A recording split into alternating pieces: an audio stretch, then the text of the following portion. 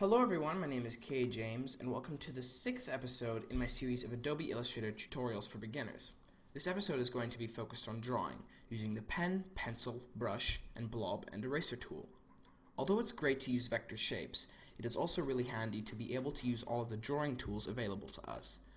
To start off the episode, we are going to look at perhaps the most popular drawing tool in Illustrator, the pen tool. This can be found on the toolbar going over to the left. We have already looked at it. It can also be activated by pressing P. Before drawing anything, to make sure this is just a line, you want to only have a stroke with a color activated. In order to do this, go down to the fill stroke place and select just above where it says fill and stroke the default fill and stroke. You will see that it changes to white with a black outline. Now, we actually don't want the white color because we want it to be transparent, so we are going to click on it and then click on this little white square with the red line through it, and that will make it transparent.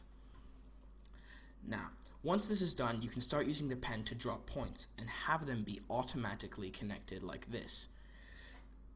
If you want these lines to be more exact, you can hold Shift to make them go in 45-degree increments, as you can see I am doing now. You can also use the arrow keys to move the last point around, if you can see I'm doing that as well. If you want to make a shape using these lines, you just need to place the final point where the line started. So for example, I'm going to take my mouse cursor and just click until I see the icon change, and then click and see it change again. And there we go, and we have our closed off vector. Similar to shapes, lines have vector points, which can be deleted and added like we covered 2 episodes ago. This means that once you have placed it, you can move things around the lines and change them up once they've been placed. Now, one thing this line doesn't have is any curves. Curves can be created in 2 ways, using the drag technique and the convert technique. The drag technique is when you press the point down, but before releasing, you drag and see the anchor point handles. Once you let go, you will see that the way you pull away from these anchor points has created a certain curve for you, which then lead you to completing the curve by either bending or just clicking it again. If you are unhappy with the curve after you have finished it, you can always go back and use the anchor points using the direct selection tool or by pressing A, clicking on the anchor points, and bending the line in any way that you want to. Now, out of the 2 techniques, this is the one I find the most difficult because it involves a lot of thinking as to where your curve is going to go. I prefer, personally, to use the convert technique. This technique works where you place dots creating some lines, like I will do quickly, and then you use a different tool, the anchor point tool, which can be found by going under here and going to the bottom one, or pressing Shift-C.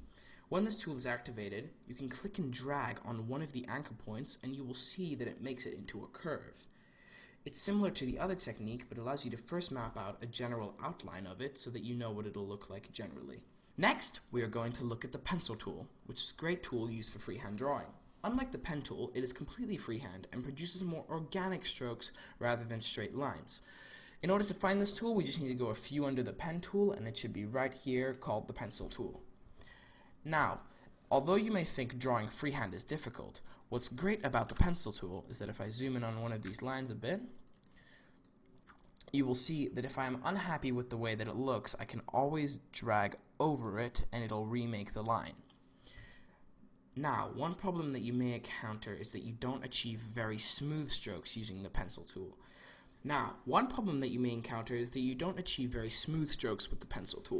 Don't worry, that's what the smooth pencil tool is for.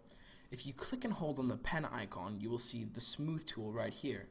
And what you can do is draw on top of your old lines to make them curve better and make them not so rough. Next, we are going to look at the brushes.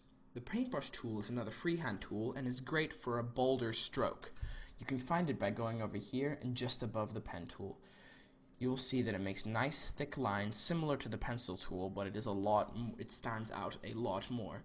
Now, it is similar to the Blob brush tool. Let me quickly clear this so that we can work in the area.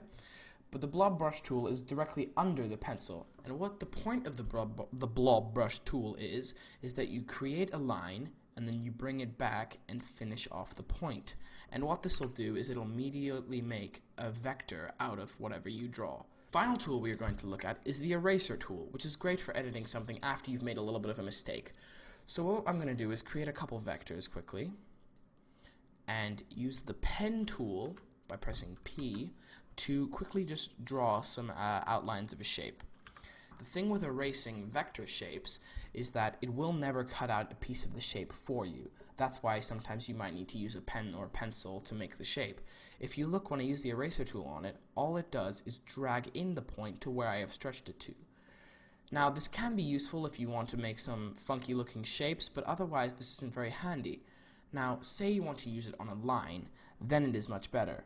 You can just click and drag and edit out parts of a line that you don't like, and there you can have it edited, and it's perfect. Now say that you want to make this eraser icon bigger or smaller, you're going to need to use your big bracket keys.